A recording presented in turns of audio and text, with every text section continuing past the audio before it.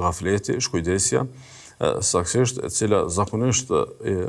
ndodh jo në pak raste, motivohet edhe nxitet pikërisht nga sëmundjet e mëparshme, nga përmbushja e rrënjshme, nga humbja e qëllimit, po edhe nga ndjekja e egos. Me shkujdesje kemi për qëllim atë gjendjen e përgjumjes dhe të habitjes dhe të shkujdesjes, ku robi nxjerr nga mendja që nuk guxon ta nxjerr. Ku ndoshta e di një të vërtetë, ku ndoshta është informuar mirëfilli rreth një të vërtete, mirë po pastaj në saj të pakujdesisë, në saj të shkujdesjes, në saj të harresës, ai pastaj kalon në një gjendje ku i shpërfill obligimet, i shpërfill do të thotë detyrat dhe rrjedhimisht pastaj ndodh më e keq. Ashtu sikur se e ka përmendur Ibn Qayyim rahimullah që prishja më e madhe që i ndodh njeriu ndodh pikërisht nga arsyeja e gafletit, edhe nga arsyeja e sigurisë. Kur njeriu ndihet shumë i sigurt, në të vërtetë nuk përpiqet të bëjë më të mirën dhe kur njeriu është në gaflet nuk ndjen rrezik për atë çka i vije. Dhe rrjedhimisht nuk përshpejton pendimin, rrjedhimisht nuk bëhet gati për takimin me Allahun subhanahu wa taala, rrjedhimisht matematika e tij për amshimin dhe matematika e tij për jetën, për obligimet, për farzat, për mëkatet,